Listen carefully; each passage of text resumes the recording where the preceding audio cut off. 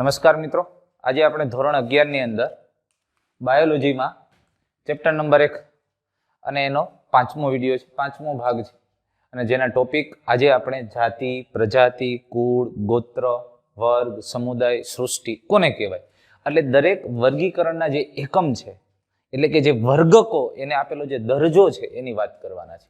જાતિ, પ્રજાતિ આ બધી વાત આપણે આમ સામાન્ય રીતે જોઈ ગયા હતા વર્ગીકરણની કક્ષાઓમાં. વર્ગીકૃત કક્ષાઓ, દરેક વર્ગીકૃત કક્ષાઓને આજે આપણે વાત કરવાના છે અને ડિટેલમાં વાત કરવાના છે કોને કહેવાય.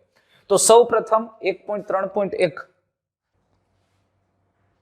તો હવે મિત્રો આપણે જાતિ વિશે વાત કરીએ.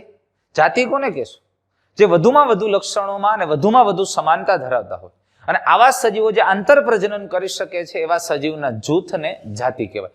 એટલે જો વર્ગીકરણની દ્રષ્ટિએ આપણે વિચારીએ તો આ મૂળભૂત સામ્યતા ધરાવતા સ્વતંત્ર સજીવોનો સમૂહ, મૂળભૂત સામ્યતા ધરાવતા આવા સ્વતંત્ર સજીવોનો જૂથ અથવા સમૂહ જે જાતિ તરીકે ઓળખાય છે.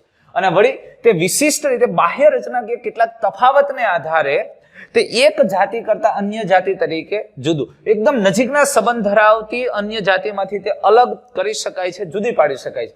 એવી જ રીતે જો આના કરતા આને જુદું પાડી શકાય છે. આ ત્રણેય અલગ અલગ જાતિઓ થાય પણ એક એક ચોક્કસ સમાનતા ધરાવતા સજીવોનો સમૂહ. સિંહની બધી જ લાક્ષણિકતા ધરાવે છે એ એક જાતિ થઈ લિયો. આ બીજી ટાઇગ્રીસ, લેપર્ડ, દીપડો. સમજાય છે આ વાત? તો જે અલગ અલગ જાતિઓ ધરાવતા સજીવોનો સમૂહ. આમ કહેવાનો મતલબ એ છે કે નજીકની સંબંધ ધરાવતી એક જાતિથી જુદા જાતિ તરીકે આપણે તેને અલગ કરી શકીએ છીએ અને આને જાતિ તરીકે એક એક આવા ચોક્કસ સમાનતા ધરાવતા સજીવોના સમૂહને જાતિ અથવા આવા જૂથને સ્પીસીસ તરીકે આપણે ઓળખીએ છીએ.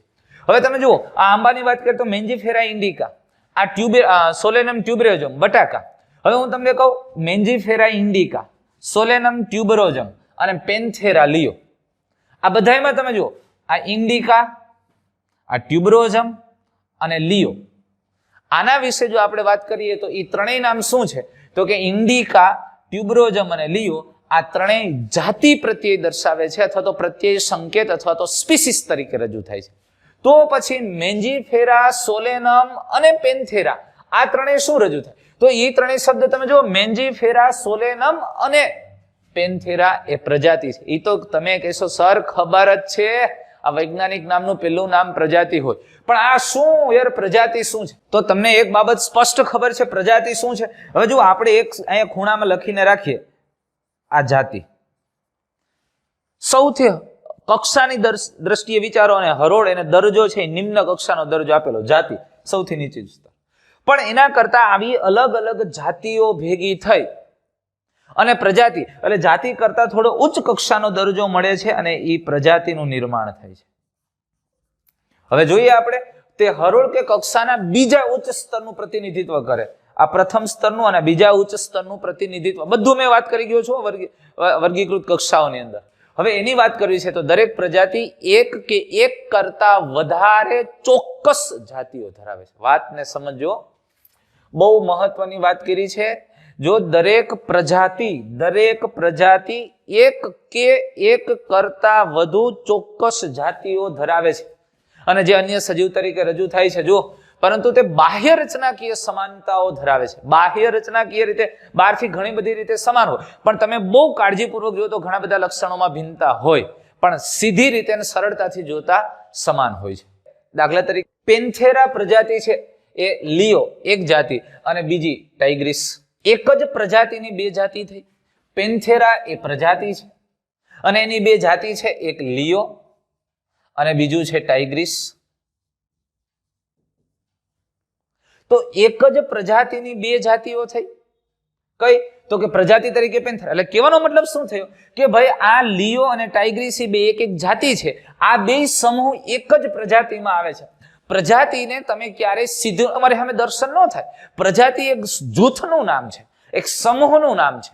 પ્રજાતિ કોઈ પર્ટિક્યુલર એક સજીવ નથી, એ સમૂહનું નામ પ્રજાતિ છે. હા, લિયો એ સિંહ છે, સિંહને તમે વ્યક્તિગત જોઈ શકશો. ટાઇગ્રીસ એ જાતિ છે, હા એ વાઘને તમે વ્યક્તિગત જોઈ શકશો. પણ સિંહ, વાઘ, દીપડા, ચિત્તા વગેરેનો બનતો સમૂહ, એ સમૂહનું નામ પ્રજાતિ. હા, ઈ પેન્થેરા છે. એટલે પેન્થેરાને તમે ક્યારે રૂબરૂ જુઓ? અરે એમ ન જોઈ શકો. હા, પેન્થેરાની ઘણી બધી જાતિઓને તમે રૂબરૂ જોશો. જો પેન્થેરા લિયો સિંહ, પેન્થેરા ટાઇગ્રીસ વાઘ, પેન્થેરા પાર્ડસ દીપડો, પેન્થેરા ચિત્તો, આને તમે રૂબરૂ જોઈ શકશો. એ એક એક વ્યક્તિગત સજીવની જાતિની વાત છે. પણ આ બધા સજીવો દ્વારા બનતો એક સમૂહ, એ સમૂહને જે દરજ્જો આપ્યો, એ દરજ્જો છે પ્રજાતિ, અને એનું નામ છે અહીંયા પેન્થેરા. સમજાય છે વસ્તુ? એટલે બાહ્ય રચનાકીય સમાનતાઓ ધરાવે જ છે ને. અને દાખલા તરીકે પેન્થેરા પ્રજાતિ છે, એને એક જાતિ તો છે લિયો, આપણે જોઈ ગયા, અને આ બીજી ટાઇગ્રીસ, એની બીજી જાતિ થઈ. એટલે એક જ પ્રજાતિમાં એક કે એકથી વધુ જાતિઓ હોઈ શકે, ચોક્કસ લક્ષણો ધરાવતી જાતિઓ હોઈ શકે. તો એવી જ વાત આપણને આમાં કીધી છે વનસ્પતિમાં. સોલેનમ પ્રજાતિ છે, એમાં નાઇગ્રમ અને મેલોન્જેના. જો આ સોલેનમ પ્રજાતિમાં નાઇગ્રમ પિલુડી અને મેલોન્જેના એટલે રીંગણ. એક જ પ્રજાતિની અંદર બે જાતિ થઈ, સોલેનમ નાઇગ્રમ, એટલે આ નાઇગ્રમ જાતિ થઈ, અને આ મેલોન્જેના, આ મેલોન્જેના છે એ જાતિ થઈ, સોલેનમ છે એ પ્રજાતિ છે. એક જ પ્રજાતિ જેમ આપણે પ્રાણીનું ઉદાહરણ લીધું, પેન્થેરાની બે જાતિઓ હતી, લિયો અને ટાઇગ્રીસ. એક જ પ્રજાતિમાં એકથી વધુ જાતિઓ હોય છે, એ વાત રજૂ કરે છે, એ જ દર્શાવે છે. તો એવી જ રીતે મનુષ્ય છે, મનુષ્યની જાતિ છે સેપિયન્સ. તો આ સેપિયન્સ જાતિનું જૂથ તે હોમો પ્રજાતિમાં આવેલું છે. એટલે સેપિયન્સ જૂથ હોમો પ્રજાતિમાં સમાવિષ્ટ છે. એટલે મનુષ્યનું વૈજ્ઞાનિક નામ શું થઈ જાય? હોમો સેપિયન્સ. આદિમાનવનું નામ છે. એનું આધુનિક નામ, હજુ આધુનિક માણસનું વૈજ્ઞાનિક નામ શું આવ્યું? હોમો સેપિયન્સ સેપિયન્સ એના તરીકે રજૂ થાય. એટલે જાતિ પછી પેટા જાતિનું નામ પણ એમાં લખવામાં, હોમો સેપિયન્સ સેપિયન્સ. ખ્યાલ આવ્યો તમને? ત્યાર પછી આપણે વાત કરીએ પ્રજાતિ. જીનસ પ્રજાતિ, જીનેરા વંશગત નામ કીધું ને. હવે આ તો ઘણી બધી એકદમ ગાઢ સંબંધ ધરાવતી જાતિઓ. તમે સમજો, ગાઢ સંબંધ ધરાવતી જાતિ, આ બે વચ્ચે ગાઢ સંબંધની જાતિઓ છે ને, એકદમ નજીક, બહુ ઓછી ભિન્નતા છે ને લક્ષણોમાં સામ્યતા વધારે છે. આવી ગાઢ સંબંધ ધરાવતી જાતિઓના સમૂહથી પ્રજાતિ રચાય છે. પેન્થેરા એ પ્રજાતિ તરીકે રજૂ થાય છે. એવી જ રીતે આ અલગ અલગ તમે જો આલ્સેશિયન અથવા તો જર્મન શેફર્ડ આપણે કહીએ છીએ, આમ તો હાઇબ્રિડ છે એટલે એનું બીજી પ્રજાતિની જાતિ એમ નામ ના હોય, પણ આ તમે જો પાલતુ કૂતરા છે એટલે આને કેનિસ ફેમિલિયારિસ, આ ફેમિલિયારિસ છે, આ ઓરિયસ છે, એટલે આ શિયાળ. તો આ બેની, આ ત્રણેયની પ્રજાતિ તો એક જ થશે ને, કેનિસ. એટલે એકદમ ગાઢ સંબંધ ધરાવતા સજીવોના સમૂહથી જેને દરજ્જો મળ્યો એ પ્રજાતિ છે. એવી જ રીતે તમે સમજો, આ જુઓ ફેલિસ સિલ્વેસ્ટ્રિસ અને ફેલિસ કેઓસ, તો એમની પ્રજાતિ થઈ ફેલિસ. કહેવાનો મતલબ એ છે એકદમ નજીકના ગાઢ સંબંધ ધરાવતી જાતિનો સમૂહ બને એ પ્રજાતિ. નજીકના ગાઢ સંબંધ ધરાવતી જાતિઓના સમૂહથી બનતી દરજ્જો એ પ્રજાતિ. નજીકની ગાઢ સંબંધ ધરાવતી જાતિઓના સમૂહથી બનતી પ્રજાતિ. બસ એ જ વાત કરી છે. તો અન્ય પ્રજાતિની, હવે વાત બહુ આ વાક્યને સમજવા જેવું છે, જે અન્ય પ્રજાતિની જાતિની સાપેક્ષ વધુ સામાન્ય લક્ષણો ધરાવે. આ વાક્યમાં મોટા ભાગના વિદ્યાર્થીઓનું કન્ફ્યુઝન હોય. ઘણી વખત સમજાવ્યા પછી એને પ્રશ્નો લેતા હોય, સર આ નથી ખબર પડતી. જે અન્ય પ્રજાતિની જાતિની સાપેક્ષ વધુ સામાન્ય લક્ષણો, સમજો વાતને. આના સંદર્ભમાં આ વાત કર્યું છે. આ પેન્થેરાની અલગ અલગ જાતિઓ છે, સિંહ, દીપડો અને વાઘ. આ કેનિસની અલગ અલગ જાતો છે. આ જો ફેમિલિયારિસ અને ઓરિયસ.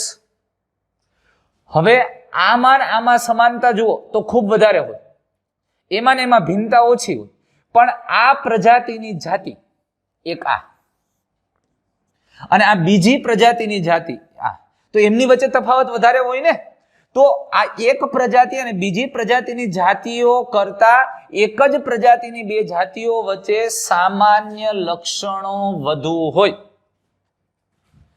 જે અહીંયા હું કીધું, જે નજીકના ગાઢ સંબંધ ધરાવતી જાતિઓના જૂથ અને પ્રજાતિ, એટલે કે એક જ પ્રજાતિની જાતિઓમાં ભિન્નતા ઓછી હોય, સમાનતા વધુ હોય. પણ બીજી પ્રજાતિ અને આ બેની જાતિઓ વચ્ચે જુઓ તો ભિન્નતા વધારે જોવા મળે આ બે કરતા. હું તમને કહું, આને આપણે એ અને આને બી કયો તમે, અને આને પી અને ક્યુ કયો.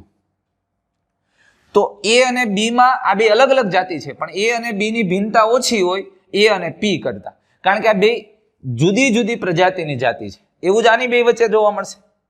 એટલે વાતને ક્લિયરલી સમજો.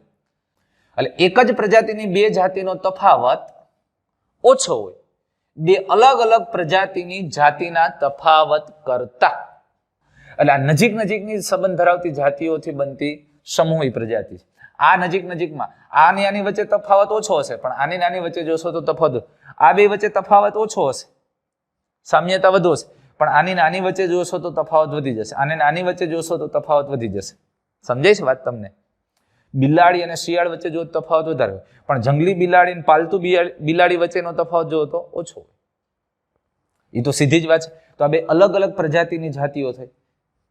એક જ પ્રજાતિની બે જાતિઓ વચ્ચે તફાવત ઓછો અને સામ્યતા વધુ હોય, બે અલગ અલગ પ્રજાતિની જાતિઓ વચ્ચેનો તફાવત વધારે જોવા મળે. એટલે આ વાત બહુ વાક્ય ઊંડાણથી સમજવા જેવું છે. મોટા ભાગના વિદ્યાર્થીઓને અહીંયા કન્ફ્યુઝન રહેતું હોય. હા, મારે રાખવાનું હતું. તો પ્રજાતિને જે દરજ્જો મેળવ્યો છે એ બીજી કક્ષાનો ઉચ્ચ સ્તરે દરજ્જો મેળવ્યો છે, બીજા લેવલનો. તો આપણે આમ કહી શકીએ કે ખૂબ જ નજીકના સંબંધ ધરાવતી જાતિઓ ભેગી મળીને પ્રજાતિ બનાવે છે. એ તો આપણે વાત કરી નાખી. બહુ નજીકના સંબંધ ધરાવતી જાતિઓ મળી એનું સમૂહથી પ્રજાતિ બને છે. અને એટલે આપણને ઉદાહરણ આપ્યું છે. બટ જો અહીંયા આ બધા ઉદાહરણ જોઈ ગયા આપણે કે ભાઈ લિયો, પારડસ અને ટાઇગ્રીસ આ ત્રણેય મળીને પેન્થેરા બનાવ્યું. ફેમિલિયારિસ અને ઓરિયસ મળીને કેનિસ બને. સિલ્વિસ્ટ્રીસ અને કેઓસ મળીને ફેલિસ બને. સમજે? એટલે નજીક નજીકની પાલતુ બિલાડી અને જંગલી બિલાડી મળીને એની પ્રજાતિ બની ફેલિસ. આ બધા કૂતરાઓ અલગ અલગ પ્રકારના, પાલતુ કૂતરાઓ ફેમિલિયારિસ, આ શેરીના કૂતરાઓ શિયાળ, ઓરિયસ, આ મળીને પ્રજાતિ બની કેનિસ. સિંહ, દીપડો, વાઘ મળીને પ્રજાતિ બની. નજીક નજીકની જાતિઓના સમૂહથી પ્રજાતિ બને છે. અથવા તો એવી જ રીતે વનસ્પતિની અંદર તમે જો બટાટા અને રીંગણ એ બે જુદી જુદી જાતિઓ છે, પણ એની પ્રજાતિ એક જ છે, સોલેનમ. સોલેનમ ટ્યુબરોઝમ બટાટા, સોલેનમ મેલોન્જેના રીંગણ. તો બટાટા અને રીંગણની પ્રજાતિ એક જ છે. કઈ છે? સોલેનમ. તો સિંહ, દીપડો અને વાઘ તમે જુઓ આ ત્રણેય સામાન્ય લક્ષણોની સાથે કઈ પ્રજાતિ ધરાવે છે? પેન્થેરા. એવી જ રીતે પેન્થેરા પ્રજાતિ એ બીજી એક પ્રજાતિ કરતા જુદી પડે છે. આ પેન્થેરા અને આ ફેલિસ. સિલ્વિસ્ટ્રીસ અને કેઓસ આજે બિલાડી ભેગી થઈને બનતી પ્રજાતિ ફેલિસ. હવે બે પ્રજાતિઓ જુદી થઈ. અત્યાર સુધી આપણે બે જુદી જુદી નજીકના સંબંધ ધરાવતી ગાઢ સંબંધ ધરાવતી જાતિઓ ભેગી થઈ પ્રજાતિ બનતી. હવે એવી જ વાત પાછી આવશે કે ગાઢ સંબંધ ધરાવતી પ્રજાતિઓ ભેગી થાય. જો અલગ અલગ પ્રજાતિ થઈ ગઈ, પણ નજીકના સંબંધ ધરાવતી પ્રજાતિ છે. તો નજીકના સંબંધ ધરાવતી પ્રજાતિ ભેગી થઈને શું બને? કુળ બને. એટલે નેક્સ્ટ ટોપિકમાં આપણે કુળની વાત કરશું. કુળ. તો કુળ જોજો હવે બીજી કક્ષા. કુળ એ પ્રજાતિ અને જાતિની સાપેક્ષમાં ઓછી સમાનતાઓ સાથેનું સંબંધિત પ્રજાતિઓનું જૂથ. વાળી પાછું વાક્યને બહુ ધ્યાનથી લેજો. કુળ એ પ્રજાતિ અને જાતિની સાપેક્ષમાં ઓછી સમાનતા સાથેનું સંબંધિત પ્રજાતિઓનું જૂથ છે. વળી વાત બહુ અગત્યની થઈ. અહીંયા સામાન્ય રીતે જાતિમાં સૌથી વધારે એવા સજીવોનું જૂથ છે કે એકદમ કોમન છે, સામાન્ય લક્ષણો ધરાવે. હવે એના પછી પ્રજાતિ. તો લક્ષણોમાં થોડીક ભિન્નતા વધે છે, સામ્યતા ઘટે છે. કારણ કે નજીક નજીકની સંબંધ ધરાવતી જાતિઓ જુદી જુદી જાતિ ભેગી થઈને જે જૂથ બન્યું, તો આવી અલગ અલગ પ્રજાતિઓ ભેગી થઈને જે બને એ કુળ. આપણે હમણાં વાત કરી હતી ને કે એક પ્રજાતિ બિલાડીની જોઈ ગયા એ ફેલિસ, પછી આપણે સિંહની એની પ્રજાતિ જોઈ એ પેન્થેરા, ત્યાર પછી હજી બીજી ત્રીજી હું કહું તમને કૂતરાની જે પ્રજાતિ છે એ કેનિસ. તો આવી અલગ અલગ પ્રજાતિઓ ભેગી થઈ અને એક મોટો સમૂહ બન્યો, એક મોટો સમૂહ એ થઈ ગયો કુળ. તો પછી આની અંદર જે સમાનતા હતી, આની અંદર જે સમાનતા હતી એના કરતા સમાનતા ઘટશે ને. હજી આનાથી તમે નજીક આમાં જાઓ, પેન્થેરાની અંદર લિયો, એમાં ટાઇગ્રીસ, આમાં પારડસ. તો આ બધા તમે જુઓ તો એકદમ સાવ સામાન્ય એ આવી નાની નાની ભિન્નતા ભેગી થઈને જૂથ બન્યું પેન્થેરા. હવે ફેલિસ, પેન્થેરા અને કેનિસની ભિન્નતાઓ ભેગી થઈને બન્યું કુળ. તો જાતિ અને પ્રજાતિમાં જે સમાનતા હતી એટલી તો કુળમાં ન જ હોય. પણ છતાંય એક વાત અગત્યની છે કે એ પ્રજાતિ ને જાતિની સાપેક્ષમાં ઓછી સમાનતા છે, પણ છતાંય કેવી પ્રજાતિઓ ભેગી થાય તો કુળ બને? તો કે એકદમ નજીકનો સંબંધ ધરાવતી પ્રજાતિઓ ભેગી થાય. જો આ ફેલિસ, પેન્થેરા, કેનિસ એ ઘણી બધી સમાનતા ધરાવતી પ્રજાતિઓ છે અને એના દ્વારા બનતો સમૂહિક કુળ છે. એટલે કુળનું આની અંદર જે સમાનતા છે એના પ્રમાણમાં સમાનતા ઓછી હોય, પણ પ્રજાતિઓ તો એવી જ હોય કે જે નજીકનો સંબંધ ધરાવે છે. પ્રજાતિઓ એવી પ્રજાતિઓનું જૂથ લેવાનું કે જે સમાન લક્ષણો ધરાવતી જે પ્રજાતિઓ છે એવી પ્રજાતિઓનું જૂથ કુળ બનાવે છે. એટલે આપણે પાછું સમજીએ છીએ વ્યવસ્થિત રીતે, પણ એક જ વાક્ય છે ને એ સમજી લ્યો એટલે વાત આપણે અહીંયા પૂરી થઈ ગઈ. બધા એવું કે બાયોલોજી સમજવાનું ન હોય, પણ બહુ જાજુ સમજવાનું હોય ને એટલે બધા એમ કહે છે કે સમજવાનું ન હોય. તો કુળ જો કયા લક્ષણો ઉપર આધારિત છે? વાનસ્પતિક અને પ્રાજ્ઞનિક એમ બંને લક્ષણોને આધારે વર્ગીકૃત કરવામાં આવે છે. હવે વાનસ્પતિક શબ્દ વેજીટેટિવ મુખ્યત્વે વનસ્પતિ માટે લાગુ પડે છે, પણ આ બે લક્ષણોને ધ્યાનમાં રાખીને એને વર્ગીકૃત કરાય. જો વનસ્પતિ સમુદાયની અંદર વાત કરી છે કે સોલેનમ, જોજો એ વાતને સમજો, પેટુનિયા અને ધતુરો, આ ત્રણેય જુદી જુદી પ્રજાતિઓ એક જ કુળમાં આવે છે, સોલેનેસી.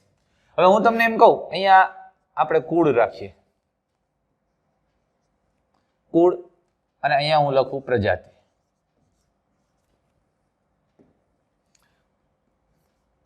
કુળ સોલેનેસી.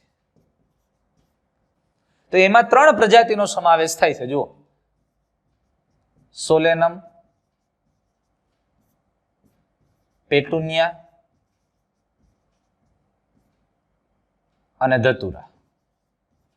તો આ ત્રણેય પ્રજાતિમાં ઘણી બધી એકદમ નિકટતાથી જોડાયેલી, બહુ ભિન્નતાઓ નથી, નિકટતાથી જોડાયેલી છે. એટલે આવી પ્રજાતિનો એક જ સમૂહ બન્યો. એ કયો સમૂહ બન્યો? સોલેનેસી. એટલે આના કરતા એને ઊંચો દરજ્જો મળ્યો. એ દરજ્જો કયો મળ્યો? કુળ તરીકેનો, સોલેનેસી તરીકેનો. સમજાય છે? એટલે આપણે જે પ્રજાતિ પછીનો દરજ્જો છે એ કયો છે? કુળ. એવી જ રીતે પ્રાણી સમુદાયની અંદર તમે કહી શકો, તમે જુઓ આપણે આગળ જોઈએ જ ગયા, લિયો, ટાઇગ્રીસ, પારડસ, આ ત્રણેય જે જાતિઓ છે એના દ્વારા કઈ પ્રજાતિ સર્જાતી હતી? પેન્થેરા. પેન્થેરા. એવી જ રીતે બિલાડીની અંદર તમે જો સેલ્વિસ્ટ્રીસ અને કેઓસ, ઈ બે, એટલે કે એક ડોમેસ્ટિક બિલાડી આપણે કેટ કહીએ છીએ અને એક જંગલી બિલાડી, જંગલ કેટ, તો એના દ્વારા બનતી હતી પ્રજાતિ કઈ હતી? ફેલિસ. એવી જ રીતે કૂતરાઓની પ્રજાતિ કઈ હતી? કેનિસ. તો આ બધાના સંબંધો નજીકના છે. એટલે નિકટતાનો સંબંધ ધરાવતી આવી પ્રજાતિ, આ કુળ થશે ફેલિડી. અને કેનિસ છે એનું કુળ થશે કેનિડી. આ બે કુળ શા માટે જુદું પડ્યું? તો કે ફેલિસ અને કેનિસની પ્રજાતિઓમાં થોડીક ભિન્નતાઓ વધી ગઈ હતી, એટલે એને સમાન કુળમાં નથી લીધું. જો કુળ બદલી ગયું, એટલે નજીકના સંબંધ ધરાવતી પ્રજાતિઓથી રચાતો સમૂહ અથવા તો એનાથી ઉચ્ચ કક્ષા એ કુળ. એટલે જાતિઓના સમૂહથી પ્રજાતિ, પ્રજાતિઓ પણ બધી જાતિઓ નહીં, અરે નિકટ અને ગાઢ સંબંધ ધરાવતી જાતિઓના સમૂહથી અથવા ઉપરની કક્ષાનો જે દરજ્જો એ પ્રજાતિ, અને આવી નજીક અને ગાઢ સંબંધ ધરાવતી પ્રજાતિના સમૂહથી રચાતો વર્ગ અથવા વર્ગક અથવા તો કક્ષા એ કુળ. વાત સમજાઈશ તમને? એટલે આ બાબતને જો આ અહીંયા ફેલિસ અને કેનિસ બે પ્રજાતિ છે, પણ બેન કેમ અલગ અલગ કુળમાં મૂક્યા? કારણ કે એમની વચ્ચેનો તફાવત અને ભિન્નતા વધી ગઈ. અને આ બે પેન્થેરા અને ફેલિસમાં ભિન્નતા ઓછી છે અને સામ્યતા વધારે છે, એટલે એક જ કુળમાં મૂક્યા, ફેલિડીમાં. પણ ફેલિસ અને કેનિસ વચ્ચે લક્ષણોમાં ભિન્નતા વધારે છે, અને ભિન્નતા વધારે એટલે બેના કુળ બદલી ગઈ. અને આ બે વચ્ચે ભિન્નતા ઓછી છે અને સામ્યતા વધારે છે, એટલે બે એક જ કુળમાં આવ્યા. આ ભિન્નતા છે. અને આ સામાન્ય રીતે એટલે આમ દરજ્જો છે એ વધતો જાય છે. તમે સમજો, આના પછીનો સમૂહ, એના પછીનો સમૂહ. એ જ રીતે બિલાડી અને કૂતરાના બાહ્ય દેખાવનું નિરીક્ષણ કર્યું છે, તો તેમના કેટલીક સમાનતા અને અસમાનતાઓ સારી રીતે જોઈ શકાય, આપણે વાત થઈ ગઈ. અને તેઓને બે અલગ અલગ કુળોમાં વિભાજિત કર્યા છે, એટલે ફેલિડી અને કેનિડી. હવે આવી જ રીતે કુળના સમૂહથી રચાતો વર્ગ, કુળના સમૂહથી રચાતો વર્ગક અથવા સમૂહ જૂથ અથવા કક્ષા ગોત્ર છે. જો એટલે ઘણા સરખા લક્ષણોને આધારે સજીવની જાતિઓ, પ્રજાતિઓ, કુળો જેવી કક્ષાઓમાં વર્ગીકૃત કરી શકાય. પણ ગોત્ર અને અન્ય ઉચ્ચ વર્ગીકરણીય કક્ષાઓ, ગોત્ર અને એનાથી ઉપલી ઉચ્ચ વર્ગીકરણીય કક્ષાઓમાં લક્ષણોના સમૂહને આધારે ઓળખાય છે. અહીંયા ભિન્નતાઓ વધારે જોવા મળે છે. અને કેટલાક સરખા લક્ષણો ધરાવતા કુળો, જોજો વળી પાછું કે આવા સરખા લક્ષણ ધરાવતા કુળ, આવા કુળ ભેગા થઈ અને ગોત્રનું નિર્માણ થાય. સરખા લક્ષણ, સમાન લક્ષણ ધરાવતા કુળ ભેગા થઈને ગોત્ર બને છે. અને કુળમાં અન્ય પ્રજાતિની સાપેક્ષ સરખા લક્ષણો ઓછી સંખ્યામાં, પ્રજાતિમાં જે લક્ષણો સરખા હતા એના કરતા કુળમાં ઓછા હોય, કુળમાં જે લક્ષણો સરખા હોય એના કરતા ગોત્રમાં ઓછા હોય. હવે જુઓ અહીંયા કીધું છે આપણને કોન્વોલ્યુલેસી, કોન્વોલ્વુલેસી અને સોલેનેસી આ બે કુળ એક જ ગોત્રની અંદર સમાવેશ થાય, પોલિમોનિયલ્સ. કોન્વોલ્વુલેસી, આ કોન્વોલ્વુલેસી અને સોલેનેસી આ બે કુળ છે. આ બે કુળ એક જ ગોત્રમાં સમાવેશ થાય. કયું ગોત્ર? પોલિમોનિયલ્સ. તમારે આ લખું ને એટલું જ, પોલિમોનિયલ્સ. કોન્વોલ્વુલેસી અને સોલેનેસી બે કુળ એક ગોત્ર પોલિમોનિયલ્સમાં આવે. એવી જ રીતે તમે પ્રાણીઓની વાત કરો, તમે જુઓ આ ફેલિડી કુળ, પછી કેનિડી કુળ. તો આ બે કુળનો સમાવેશ શેમાં થાય છે? તો કે આ બે કુળનો સમાવેશ થાય છે કાર્નિવોરા. આ ગોત્ર કયું થયું? કાર્નિવોરા, માંસાહારી. વાત સમજાય છે? તો કહેવાનો મતલબ એ છે કે આવા કુળ ભેગા થઈ અને નજીકનો સંબંધ ધરાવતા, ગાઢ સંબંધ ધરાવતા કુળ ભેગા થાય, સમાન લક્ષણો ધરાવતા કુળ ભેગા થઈને ગોત્ર બને. એટલે કે કુળ કરતા ઉચ્ચ દરજો મેળવો. આ કક્ષા જે હરોળ જનરેટ થઈ, આ પ્રથમ હરોળ, એના કરતા પ્રજાતિ બીજી કક્ષા થઈ, ઉચ્ચ કક્ષા, અને આ તૃતીય ક્રમની કક્ષા કુળ થયું, એના કરતા ઉચ્ચ કક્ષા થઈ ગોત્ર. એટલે એને દરજો શું આપ્યો? ગોત્રનો દરજો આપ્યો, એ હરોળ. ત્યાર પછી આવી જ રીતે ગોત્ર ભેગા થઈને જે દરજો આપવામાં થાય એ વર્ગ છે. એટલે સમાન લાક્ષણિકતા ધરાવતા ગોત્રના સમૂહો મળે, એ ભેગા થઈને જે એક આખું જૂથ બને તેને વર્ગ તરીકે આપણે ઓળખીએ. તો વર્ગકની આ કક્ષા જોજો નજીકના સંબંધિત ગોત્રને સમાવેશ કરે છે. એટલે જે નજીકના સંબંધિત ગોત્ર છે એવા ગોત્ર ભેગા થઈ અને આવા ગોત્રો મળી અને જે બને એને વર્ગ કહેવાય. આ વર્ગકને શું નામ આપવામાં આવે? વર્ગ. તો એમની આપણે આ ઉદાહરણ બહુ સરસ આપ્યું છે કે વાનર, ગોરિલા, ગિબ્બન જેવા સમાવેશિત પ્રાઇમેટ. આ ગોત્ર જોજો, પ્રાઇમેટા એ એક ગોત્ર છે. પ્રાઇમેટા અથવા પ્રાઇમેટ્સ. અને એવી જ રીતે વાઘ, બિલાડી અને કૂતરા જેવા પ્રાણીઓ સમાવેશિત માંસાહારી કાર્નિવોરા. જો ઓલું ગોરિલા, ગિબ્બન, મનુષ્ય આવા સજીવોનું જૂથ ધરાવતો એ પ્રાઇમેટ. સિંહ, વાઘ, દીપડા, બિલાડી, કૂતરા ધરાવતો ગોત્ર કાર્નિવોરા. આ બેનો વર્ગ કયો? એક જ વર્ગમાં સમાવેશ થાય છે. એ વર્ગ છે સસ્તન. એ વર્ગ કયો છે? સસ્તન. સમજાય છે આ વસ્તુ? એટલે તમે સમજો, આવા અલગ અલગ નજીકના સંબંધ ધરાવતા ગોત્ર ભેગા મળીને જે બને એ વર્ગ. એ વર્ગકને નામ આપો વર્ગ. સસ્તન શું થઈ ગયું? વર્ગ. એટલે ગોત્રથી એ હરોળ ઉચ્ચ કક્ષામાં ગઈ અને એ કક્ષાને જે દરજો આપ્યો એ દરજો કયો મળ્યો? વર્ગ. એટલે હવે આ વર્ગકનું નામ પડ્યું વર્ગ. ગોત્ર કરતા ઉચ્ચ દરજો, હરોળ એક સ્ટેપ આગળ ગયું. એટલે સમૂહ અને જૂથ મોટો થતો જાય છે, એની ભિન્નતા વધતી જશે અને સામ્યતા ઘટતી જશે. તો સસ્તન વર્ગ, આ સસ્તન વર્ગની અંદર માત્ર બે જ ગોત્ર છે એવું તમે કહો છો? નહીં ભાઈ, અરે આ સિવાયના ઘણા એની અંદર ગોત્ર આવી શકે. એટલે એ ચોક્કસ લાક્ષણિકતાઓને આધારે એવી રીતે ગોત્ર છે એ જુદા જુદા પડતા. વળી એક ગોત્રની અંદર ઘણા બધા કુળ હશે, અરે એક કુળની અંદર ઘણી બધી પ્રજાતિ હશે અને એક પ્રજાતિમાં ઘણી બધી જાતિ હશે. તો આમ આખું એક શ્રેણી રચાઈ છે, જે આપણે વર્ગીકૃત શ્રેણીમાં વાત કરી ગયા છે. બસ એ જ વાત કરીએ છીએ, એક એકને વધારે સારી રીતે આપણે સમજીએ છીએ.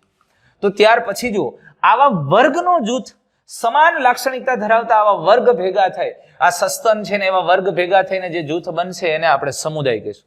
અને એ સમુદાય તો જો સસ્તનોના વર્ગની સાથે મત્સ્ય, ઉભયજીવી, સરીસૃપ, વિહગ આ બધા વર્ગને સમાવેશ સમુદાય કહેવાય. તો ઉચ્ચ કક્ષાના દરજામાં મૂકવામાં આવે. કયો આ સમુદાય? કયો? હવે તમે સમજો. જો આ મત્સ્ય, પાણીમાં રહેનાર, ત્યાર પછી ઉભયજીવી, બે જગ્યાએ ચાલે એવા, સરીસૃપ, પેટે સરકીને ચાલતા, વિહગ, સસ્તન, આ બધા શું છે? અરે આ બધાય વર્ગ છે. આ બધાય વર્ગને એક જ જૂથની અંદર મૂકવામાં આવ્યા. કયા જૂથમાં? આ બધાય વર્ગથી રચાતો એક વર્ગક, એક સમૂહ, એને શું નામ આપ્યું? સમુદાય. પણ એ સમુદાય કયો સમુદાય અને કયો સમુદાય કહેશું આપણે? અરે આ બધાને એકમાં જ મૂકવામાં આવે છે સમુદાય મેરુદંડી. જો એની પૃષ્ઠ બાજુ એક દંડ જેવી રચના છે એટલે આમાં ઈ સામ્યતા છે બધામાં, એટલે એને મેરુદંડીમાં મૂક્યું. પણ કેમ આને સંધિપાદમાં ન મૂક્યા? કારણ કે એમાં વધારે પડતી, એટલે સોરી આપણે સંધિપાદ કરતા કેમ એને અપૃષ્ઠવંશીમાં ન મૂક્યા અથવા તો અમેરુદંડીમાં ન મૂક્યા કે સામી મેરુદંડીમાં ન મૂક્યા? કારણ કે એના કરતા લક્ષણમાં વધુ ભિન્નતા છે. એટલે આ બધા વર્ગ એવા હતા કે કેટલીક બાબતોમાં, કેટલાક લક્ષણો અથવા બાબતોમાં સમાનતા હતી. એટલે આવા સમાન લક્ષણો ધરાવતા આવા સજીવોના જૂથને ફરી પાછું એક એનાથી ઉચ્ચ કક્ષાના દરજા, અને એ દરજાને સમુદાય તરીકે અથવા તો વર્ગકને સમુદાય તરીકે ઓળખીએ છીએ, એમાં મૂકવામાં આવ્યા. વાત સમજાઈશ તમને? એટલે જો સસ્તનોના વર્ગની સાથે મત્સ્ય, ઉભયજીવી, સરીસૃપ, વિહગ, આ બધા અલગ અલગ વર્ગને સસ્તનની સાથે વિહગ, સરીસૃપ, ઉભયજીવી આ બધાને એનાથી ઉચ્ચ કક્ષાના દરજામાં મૂકવામાં આવ્યા અથવા તો વર્ગીકૃત કરવામાં આવ્યો. એ કયું? સમુદાય. અને સમુદાયને નામ કયું આપ્યું? મેરુદંડી. સમજાઈશ? આ જૂથનું નામ છે. અરે સમુદાય એને આપેલો દરજો છે અને એને જૂથનું જે નામ છે એ મેરુદંડી. અહીંયા કન્ફ્યુઝ ન થતા. દરેક વખતે આ પ્રશ્ન આવે, આ મત્સ્ય એ જૂથનું આપેલું નામ છે. મત્સ્ય એ નામ છે. એ જૂથ કયું હતું? એને કયો દરજો મળેલો હતો? વર્ગ. ઉભયજીવી એ જૂથનું નામ છે. એ હરોળ કે કક્ષા એ વર્ગકનો દરજો કયો છે? વર્ગ. સરીસૃપ એ જૂથનું નામ છે, એનો દરજો કયો છે? વર્ગ. આ બધાને એક સરખો દરજો મળેલો છે, સમાન હરોળના સભ્ય છે અને દરજો કયો? વર્ગ. સમજાય?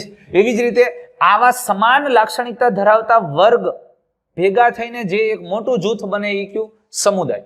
અને એ સમુદાયનું અહીંયા નામ આપ્યું છે મેરુદંડી. આવા નામ અલગ અલગ હોય, વાત સમજો છો તમે?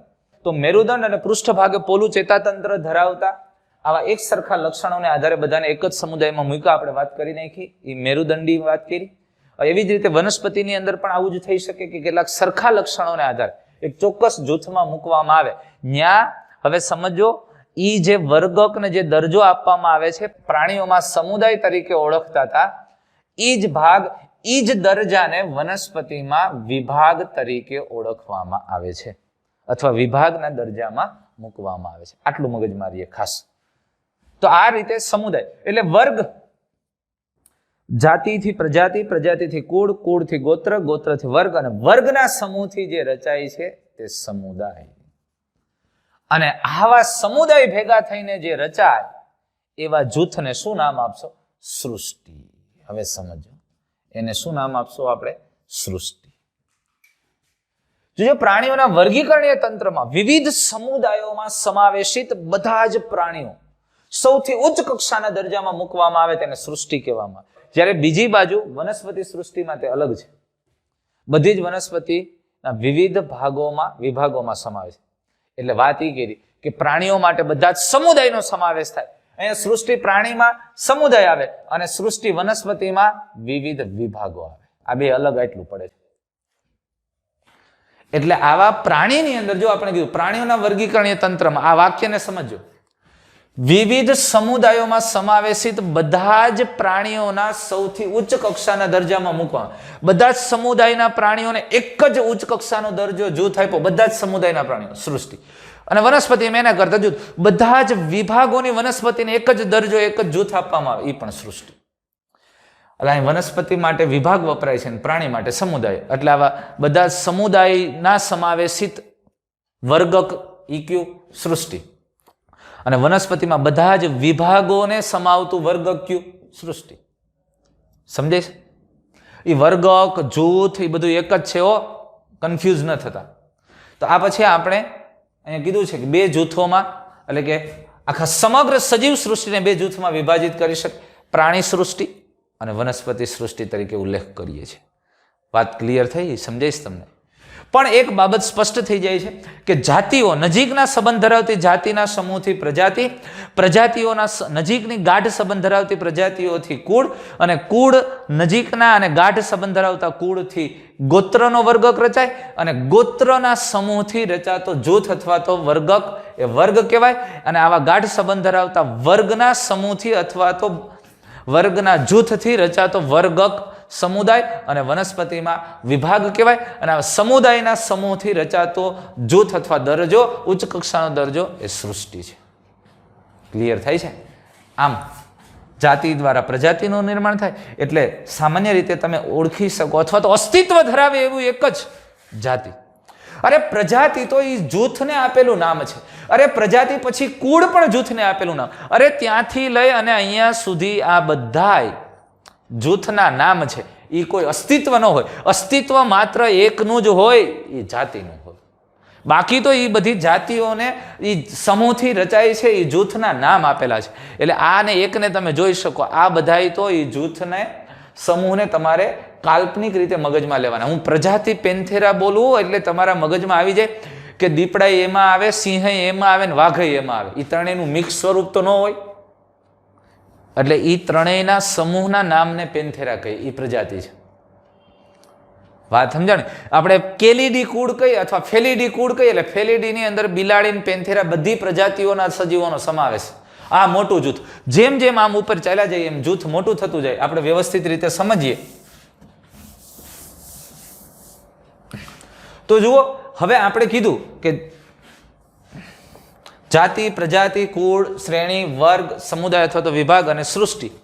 તો આ આકૃતિની અંદર આપણે જોઈએ જાતિથી સૃષ્ટિ તરફ જઈએ તો આમ તમને લાગે ચડતા ક્રમમાં ગોઠવું. કેવી રીતે ચડતા? અહીંયા માત્ર એક જ જાતિના સજીવોનો સમાવેશ થાય. આમાં એકથી વધુ જાતિઓ ભેગી થઈને પ્રજાતિ બને. અરે એકથી વધુ પ્રજાતિઓ ભેગી થઈને કુળ બને. કુળ ભેગા થઈને શ્રેણી બને. એટલે આમ જુઓ એટલે સમુદાય મોટો થતો જાય, સમૂહ મોટો થતો જાય. આ દરેક સમૂહને આપણે વર્ગક કહીએ છીએ તો વર્ગક મોટા થતા જાય. ઉચ્ચ કક્ષાનો દરજ્જો મળે છે. આ હરોળ ક્રમશઃ ઉપર તરફ જાય, ઉચ્ચ કક્ષાનો દરજ્જો મળે છે.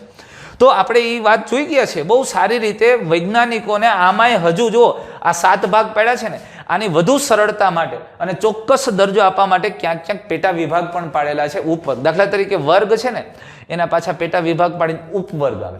ઉપવર્ગમાં પછી શ્રેણી, અને શ્રેણી પછી કુળ. કુળમાંથી માનો કે વધારે સામાન્ય ભિન્નતા થોડીક કન્ફ્યુઝ કરે એવા લક્ષણો ને તો કુળનું પાછું પેટા વિભાગ પડે ઉપકુળ, અને ઉપકુળની પ્રજાતિ. જાતિ, અરે જાતિનો પેટા વિભાગ છે પેટા જાતિ. જો મનુષ્યનું વૈજ્ઞાનિક નામ છે હોમો સેપિયન્સ સેપિયન્સ, તો બીજી વાર સેપિયન્સ છે ને એ જાતિની પેટા જાત છે. એ આધુનિક માણસનું નામ છે. આદિમાનવનું નામ ખાલી હોમો સેપિયન્સ. સમજાય? એટલે વૈજ્ઞાનિકોએ વિવિધ વર્ગકોના વધુ સાનુકૂળ અને વૈજ્ઞાનિક અભ્યાસ માટે ક્રમિક શ્રેણીમાં ઉપકક્ષાઓ પણ વિકસાવી છે. એટલે ક્યાંક જરૂર પડે અહીંયા વર્ગ પછી ઉપવર્ગ ડેવલપ કર્યો છે. કુળ હોય અહીંયા ઉપકુળે હોય, જાતિ હોય અહીંયા ઉપજાતિ પણ હોય. આવું ક્યાંક અભ્યાસની સરળતા માટે વિકસાવેલું છે, અને એવું જોવા મળશે. આપણે આગલા ચેપ્ટરો ભણશું એમાં. તો આપણને અહીંયા વાત મેં તમને કીધી છે કે જો આમાં ક્રમિક શ્રેણી દર્શાવી છે. હવે આ ગોઠવણીનો આધાર શું કે આના ઉપરથી બહુ મસ્ત 2 વાત કહી શકાય. આપણે ઓલરેડી વાત કરી ગયા છીએ, તમને ખબર હશે. તમે કહો સાહેબ રેવા દ્યો, આવડે જ બધું. શું આધાર છે? કઈ બાબતને આપણે ધ્યાનમાં લઈ શકીએ? તો જુઓ, સૃષ્ટિ આપણે અહીંયાથી જાતિથી સૃષ્ટિ તરફ ક્રમશઃ જાઓ તો સજીવોમાં શું ફેરફારો જોવા મળે? અરે જાતિથી સૃષ્ટિ તરફ જાઓ તો સજીવોની અંદર ભિન્નતા વધે, સામ્યતા ઘટે. સજીવોની સંખ્યા પણ વધે છે. આજ વાત કરી છે. તો પ્રજાતિ સુધી નીચે તરફ જઈએ તો સામાન્ય લક્ષણોની સંખ્યા વધે. સૃષ્ટિથી પ્રજાતિ તરફ જાઓ તો, જાતિ તરફ જાઓ તો સમાનતા વધે, ભિન્નતા ઘટે, અને સજીવો પણ ચોક્કસ એક જ જૂથના સજીવ થાય. આમ તમે જાઓ એમ ભિન્નતા વધે અને સજીવોની સંખ્યા વધે.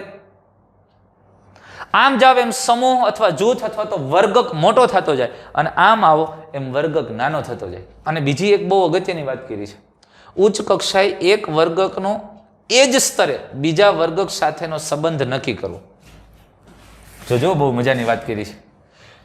દાખલા તરીકે વર્ગ, આપણે અહીં કીધું વર્ગ સસ્તન હોય, વર્ગ વિહગ હોય, બધાનો દરજ્જો તો એક જ આવ્યો, એ જ સ્તરે આવ્યું, સસ્તન, વિહગ, ઉભયજીવી, મત્સ્ય, સરીસૃપ વગેરે.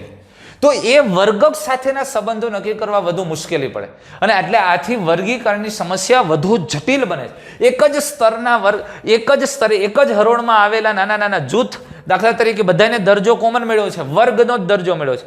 વર્ગ સસ્તન, વર્ગ ઉભયજીવી, વર્ગ મત્સ્ય, વર્ગ સરીસૃપ, વર્ગ વિહગ, આમની વચ્ચેના સંબંધો નક્કી કરવાની બહુ જટિલ અને અઘરું પડે છે અને એટલે આ વર્ગીકરણ છે એની સમસ્યા વધુ જટિલ બનતી છે. પણ છતાંય એને ક્યાંક ક્યાંક લાક્ષણિકતાઓ અને સંબંધને નક્કી કરવામાં વ્યવસ્થિત રીતે પ્લાનિંગ કરી અને ગોઠવેલા છે. આપણે હમણાં એક ટેબલ દ્વારા ભણીએ. આપણને હમણાં ટેબલની અંદર ઘરમાંથી મનુષ્ય, આંબા અને ઘઉં જેવા સજીવોના આખું વર્ગીકરણીય ઉલ્લેખ કરેલો છે અને એને આધારે આપણે થોડીક આ બાબતને સમજવાની. સામાન્ય નામ છે મનુષ્ય, ઘરમાંથી આંબો, ઘઉં. વૈજ્ઞાનિક નામ પ્રજાતિ, કુળ, ગોત્ર, વર્ગ અને સમુદાય અથવા વિભાગ. પ્રાણી માટે સમુદાય અને વનસ્પતિ માટે વિભાગ. મનુષ્યનું વૈજ્ઞાનિક નામ હોમો સેપિયન્સ, તો એની પ્રજાતિ હોમો, જાતિ સેપિયન્સ, કુળ હોમોનીડી, ગોત્ર પ્રાઇમેટા, વર્ગ સસ્તન અને સમુદાય મેરુદંડી. હવે જો ઘરમાંથી મસ્કા ડોમેસ્ટિકા. હવે મસ્કા ડોમેસ્ટિકાની અંદર મસ્કા પ્રજાતિ થઈ, ડોમેસ્ટિકા એ જાતિ થઈ, એટલે પ્રજાતિ મસ્કા થઈ અને કુળ મસ્કીડી થયું, ગોત્ર ડિપ્ટેરા થયું, વર્ગ કીટક અને સમુદાય સંધિપાત. હવે તમે સમુદાય મેરુદંડી અને સંધિપાત, તો એ બેયના સંબંધો નક્કી કરવા અઘરા છે. એક જ હરોળમાં આવેલા વર્ગ, આ બેયને સમુદાય કહેવાય. મેરુદંડી એ સમુદાય છે, સમુદાય મેરુદંડી, અને સંધિપાત એ પણ સમુદાય છે. બેયને દરજ્જો સરખો મળેલો છે. કયો? એક જ હરોળના બે જૂથ છે, સંધિપાત અને મેરુદંડી. હરોળ એક જ છે એટલે કે દરજ્જો સરખો છે, સમુદાય લેવલનો છે, પણ બેયની વચ્ચેના સંબંધોમાં તો ખૂબ તફાવત છે. એટલે આ બાબત જટિલ છે. એવી જ રીતે વનસ્પતિમાં આંબો, મેન્જીફેરા ઇન્ડિકા, મેન્જીફેરા પ્રજાતિ થઈ, ઇન્ડિકા એ જાતિ થઈ. એના કાર્ડિયેસી કુળ છે, ગોત્ર સેપિન્ડેલ્સ, વર્ગ દ્વિદળી છે અને આવૃત બીજધારી વિભાગમાં આવે છે. ઘઉં ટ્રિટિકમ એસ્ટિવમ, ટ્રિટિકમ પ્રજાતિ, એસ્ટિવમ જાતિ, અને પોએસી કુળ છે અને પોએલ્સ ગોત્ર, વર્ગ એકદળી અને આવૃત બીજધારી વનસ્પતિ છે. સમજાણું આખું? તો આ રીતે દરેક એક એક કક્ષા વિશેની આપણે ડિટેલમાં વાત કરી, દરેક વર્ગકો વિશે આપણે સમજ્યા. પણ બહુ કોમન અને ખાલી હું શોર્ટમાં કહી દઉં, જાતિઓ ભેગી થઈને પ્રજાતિ અને ચોક્કસ ગાઢ લક્ષણો ધરાવતી પ્રજાતિ દ્વારા કુળ, આવા પ્રજાતિઓ દ્વારા કુળ ભેગા થાય અને કુળ સમાન લક્ષણો ધરાવતા કુળ દ્વારા ગોત્ર નામનો વર્ગ રચાય અને આવા સમાન લક્ષણો ધરાવતા ગોત્ર મળીને વર્ગ નામનો વર્ગ રચાય અને આવા સમાન લક્ષણો ધરાવતા વર્ગ મળીને સમુદાય નામનો વર્ગ રચાય. સમાન લક્ષણો ધરાવતા સમુદાયો મળી અને સૃષ્ટિ નામનો વર્ગ. સૃષ્ટિ એ સૌથી ઉચ્ચ દરજાનો વર્ગક છે અને જાતિ એ સૌથી નિમ્ન દરજાનો વર્ગક છે.